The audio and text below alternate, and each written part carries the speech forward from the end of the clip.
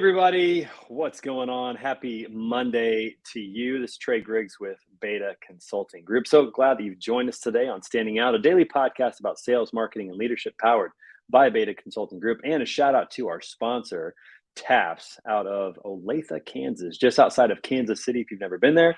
But these are the good guys, man. They are trying to educate carriers and drivers so they have the right resources, cash flow, capital, and equipment and other things that they need in order to really thrive in business and definitely to survive when times get tough. So go to taps.com, check it out. Thanks so much to them for supporting what we're doing here on Standing Out. Also, it's Monday, so if you missed it this morning, we had our episode 4 of Iron Minds with Greg Roberts today. Greg Roberts and myself, we jumped on for a half hour, did a workout, talked a little bit about mindset and leadership and some other just personal things. So if you just need a little pick-me-up or a little accountability or a group to get you out of bed and get you working out, make sure you visit us every Monday at 6 a.m. for Iron Minds. It is all about helping, sharpening each other. As iron sharpens iron, so one man sharpens another. So we'll have another episode next Monday at 6 a.m. Central. So that'll be coming up here. So make sure you join us for that as well. Also, we are 6 days away from the Word on the Street Tough Mudder Charity Challenge coming up on Saturday right here in St. Louis. So very excited about that.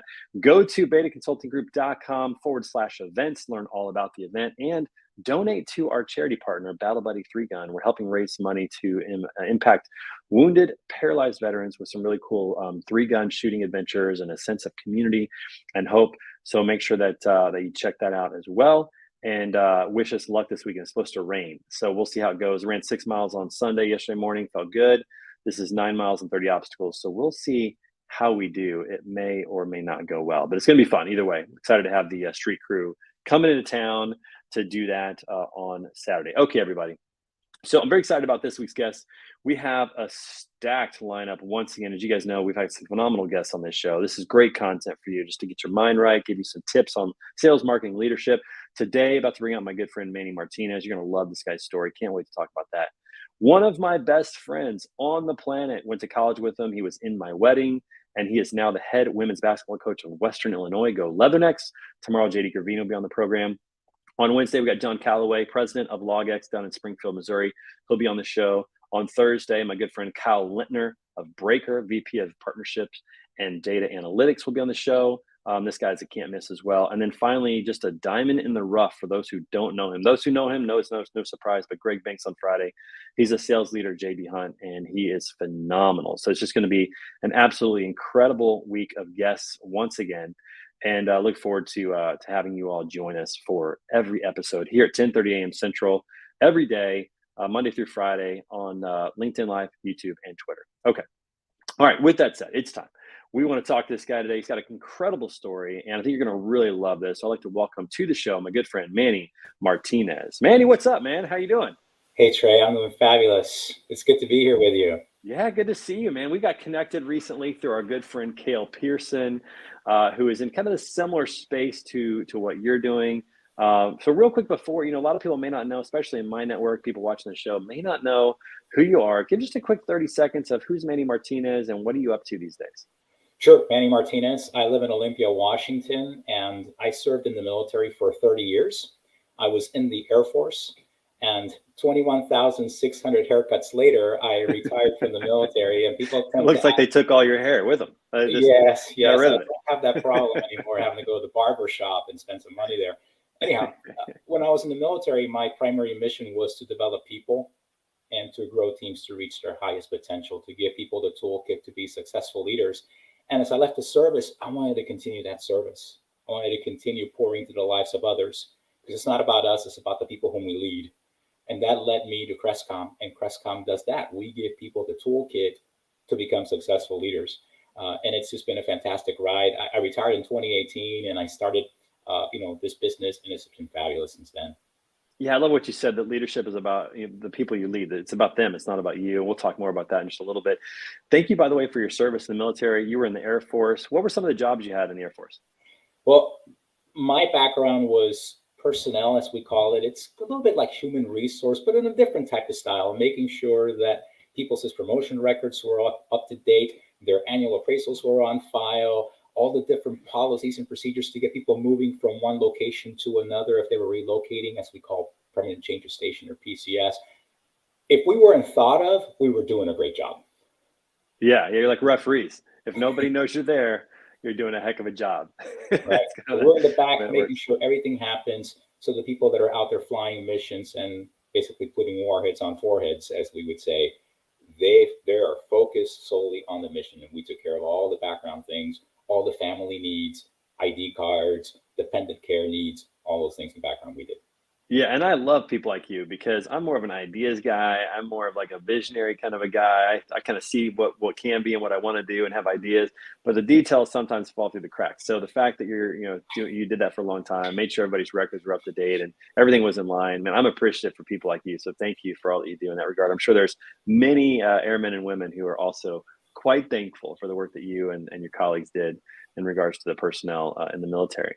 So, talk real quick about your transition. So, you're in the military for 30 years. As we all know, the military has a lot to say about leadership and about personal development. Obviously, we know they break you down, they build you back up into something better, stronger, in that regard. Talk a little bit about leadership in the military and some of the things that you learned that you kind of hold on to today, you still use today. Yeah, thank you, Trey. One of the things that I remember that I brought in from when I was growing up, I grew up in Puerto Rico for 12 years. And when I was 12, my family and I moved to Florida, I had a neighbor. His name was Anibal Berrios. He knew everybody in my entire neighborhood. He was the kind of guy that when you come home from school, there he was talking to that neighbor. And the next day he's talking to that other neighbor. And maybe he's coming over to your house tomorrow night.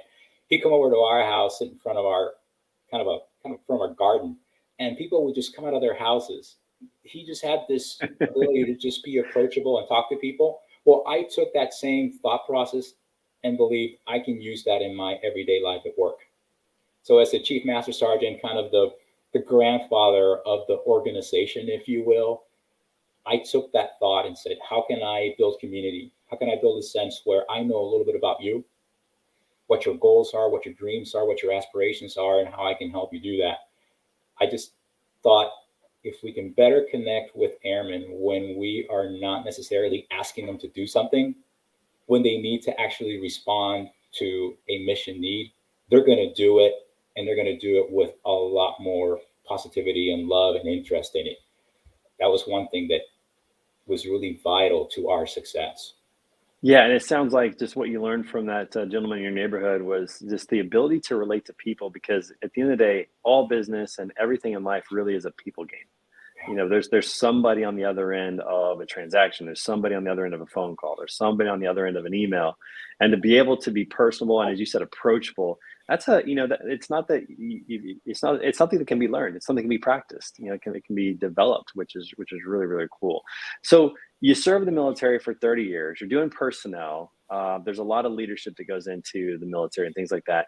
What caused you to, when you retired, because I mean, you could sit back and go play golf, you could, probably just do whatever you want. You could print some T-shirts if you want. You could do anything that you want. But instead, you chose to get into leadership development. Why did you make that choice? When we develop other people, we change people's lives. It's pretty simple. Yeah. Did you feel like there was a lack of that happening though? Like what because it's one thing to recognize that developing people change their lives, but it's another thing to make a decision to actually go and actively do that. What led you to say, I want to participate in this mission? For me, drawing back on my military career, having a conversation with people and just getting to know what motivates them, what drives them, what are their dreams, and in some way being able to be there to remove the obstacles, the challenges that they have, so then they can get the things that they want to achieve. Of course, otherwise logical, right? Ethical, things that are good. Sure. We are conduits for that, and leaders do that very well. Best leaders do that. They remove the obstacles. They find what the gaps are. They plug the holes and allow people to be able to be successful. And I just fed off of that. I knew that was really what propelled me. When I got up in the morning in the military and I put on my uniform and I would drive to work, I would think, what is one thing I can do today to impact somebody's life in a positive way? Yeah, yeah, absolutely. And it's interesting because what you said there is so critical to know what your people's dreams are. What are they trying to achieve? I think too often people get into leadership and think that now everybody that reports to them is there to serve them, to do something for them. And it's the exact opposite. Yeah. Leadership is the starting line for serving and for Yeah. giving because you want to help all your people get what they want in life. I always go back because I mention this on this program a lot. I love Zig Ziglar's statement that said, you can have anything you want in life if you help enough people get what they want in life. And that's Yes. what leadership is really all about, is really understanding your people and finding out what they want and helping them get that. As a CEO, I take that as my role of, I don't want people to build my dream.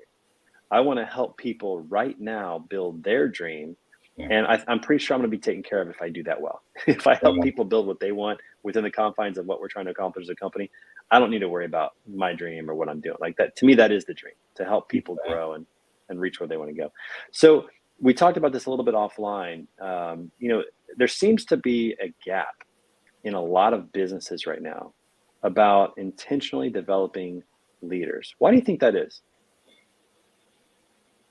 Well, I think it's because we tend to underplay the value of it. If we're getting our things done and getting the revenues that we want and we're hitting the numbers and we're hitting the targets, we're happy. But we need to think about once in a while, step back and think, how can we be more effective, more productive? Everything that we do in our organizations, in our day-to-day life, is done by people. People make things happen or they don't.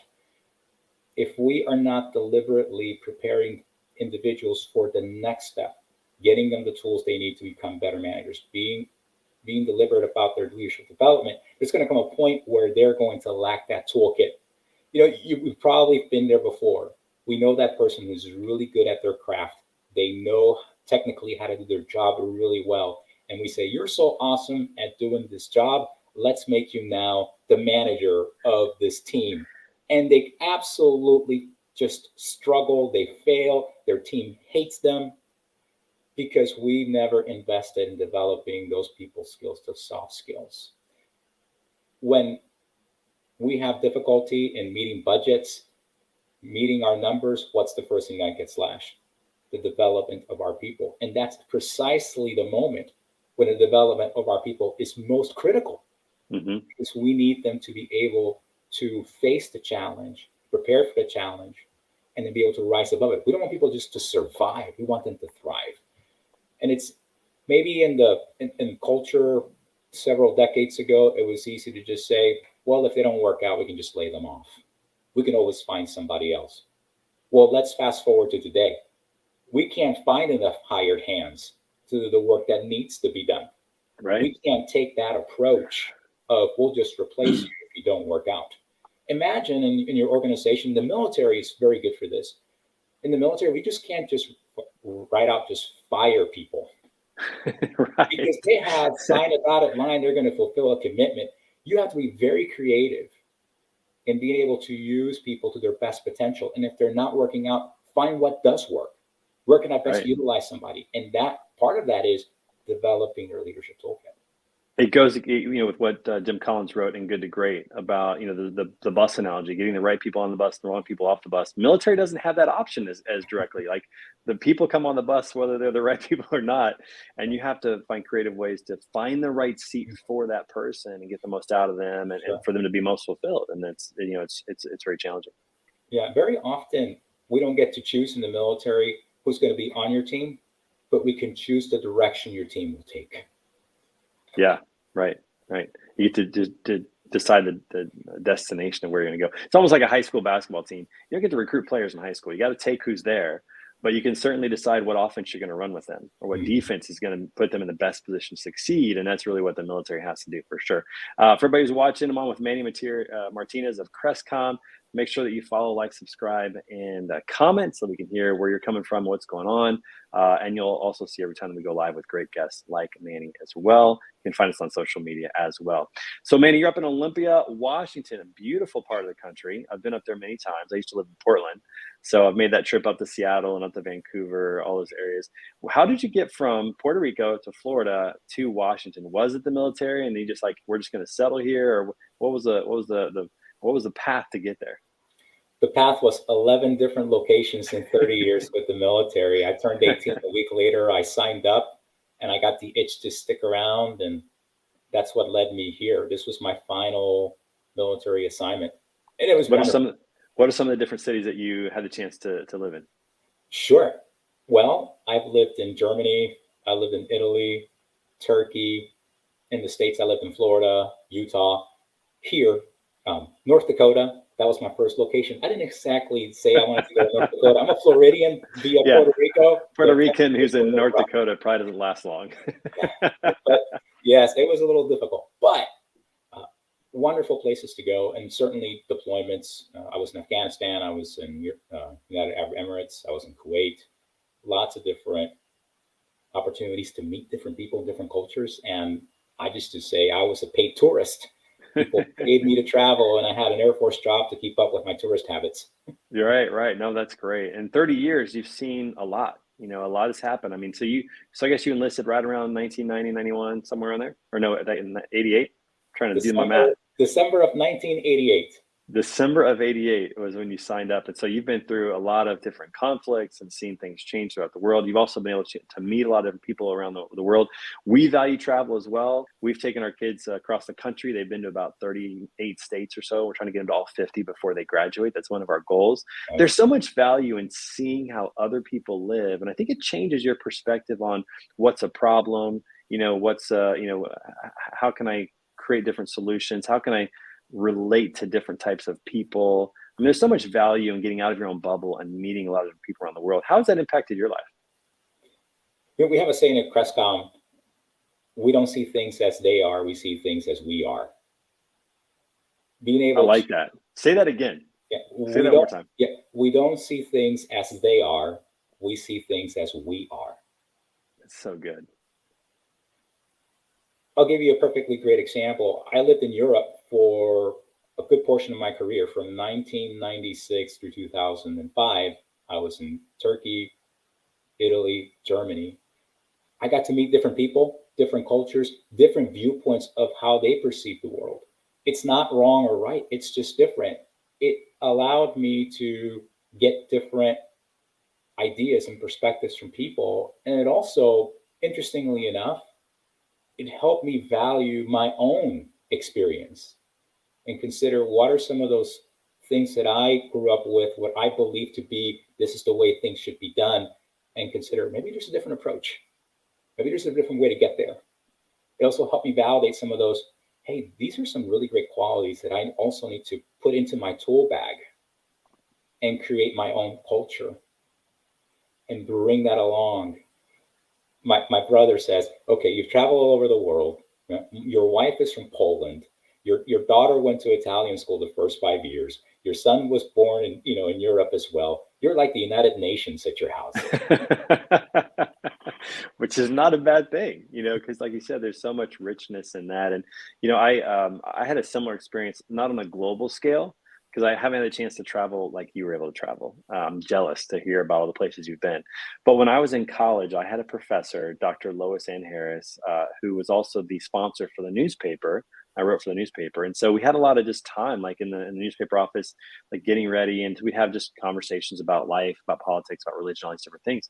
And one thing I really appreciate about her is that even though we definitely saw the world differently, it was never like antagonistic or like like showmanship in that regard. It was more like, tell me why you think that way about that.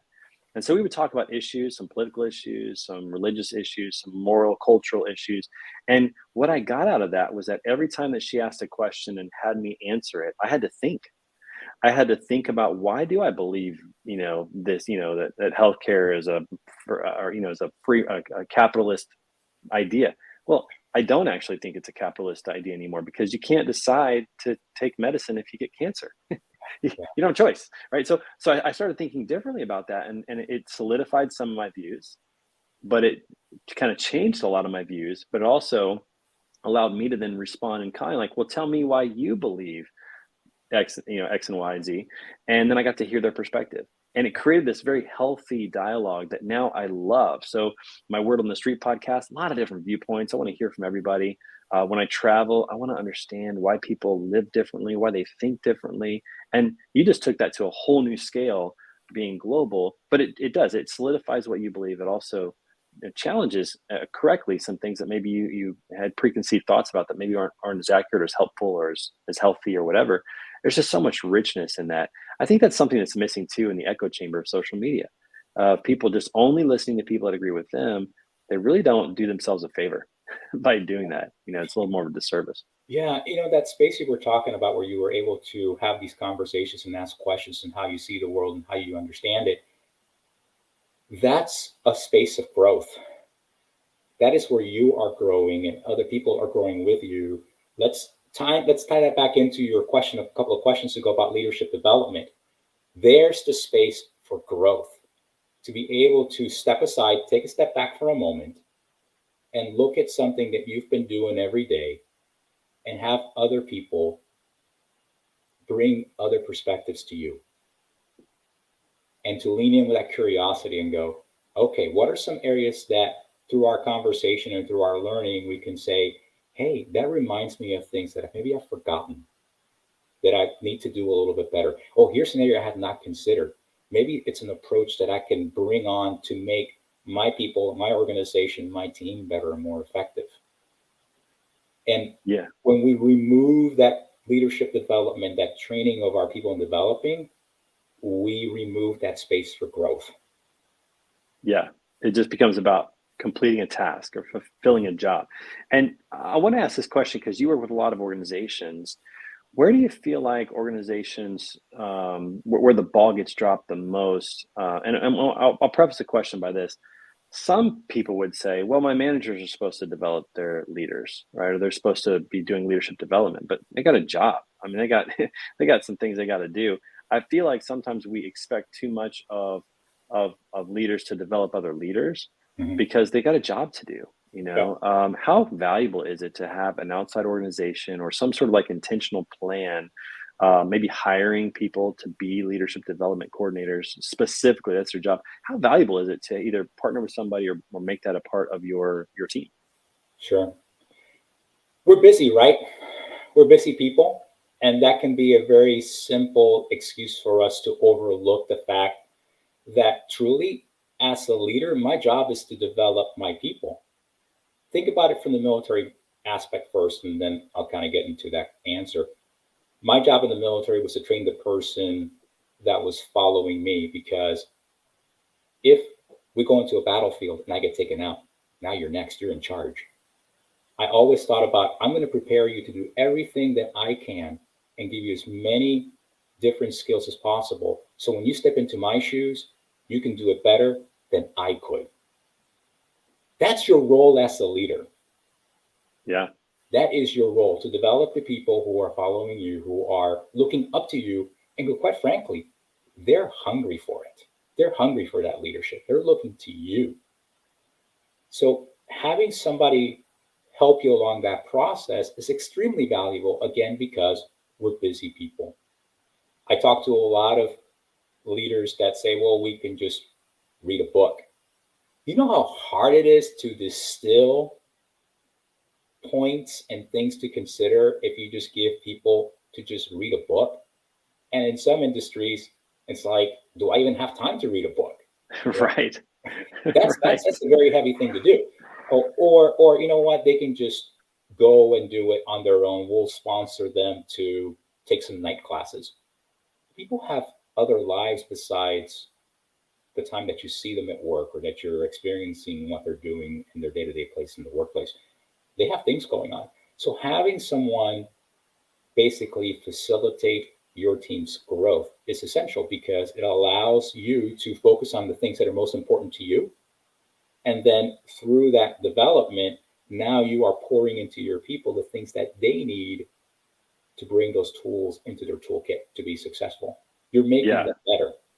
Yeah, no, that's so good. And I think about too, like from a leadership perspective, I think we've taken the margin out of the position, meaning we're just asking people to do so many tasks and to accomplish so many things that we don't make time for those conversations and for leadership development.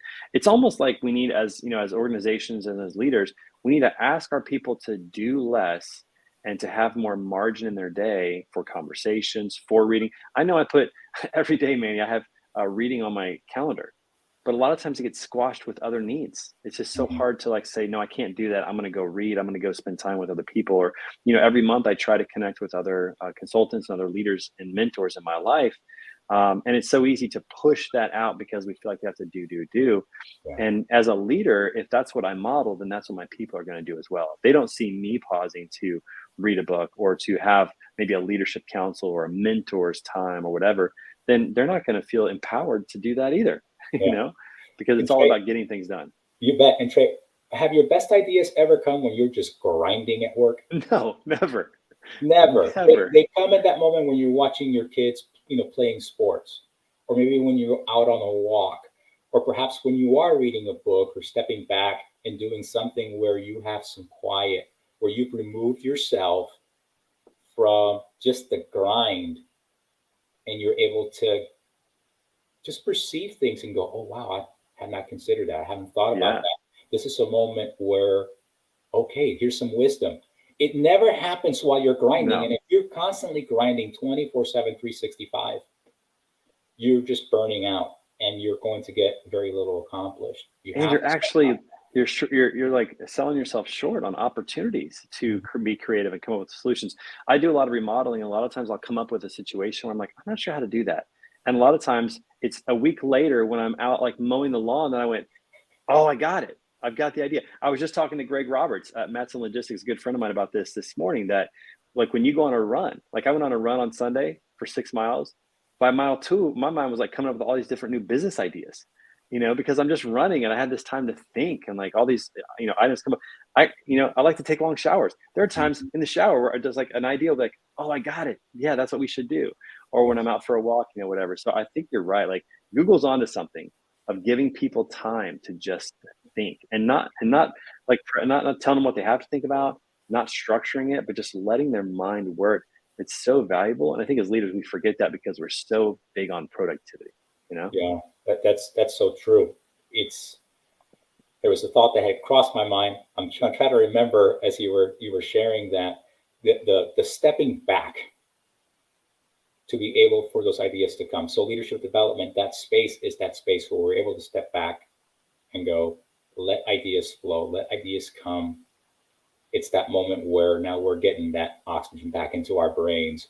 Oh, there it comes. There it comes. It's one thing to be able to have our people do what we want them to do. And we just tell them what to do the tasks, do the activities, get the job done. But as leaders, are we developing them to become those critical thinkers, those problem solvers, those people that come across that they are the ones developing the solutions to the problems that we have, to the challenges that we have, to the obstacles.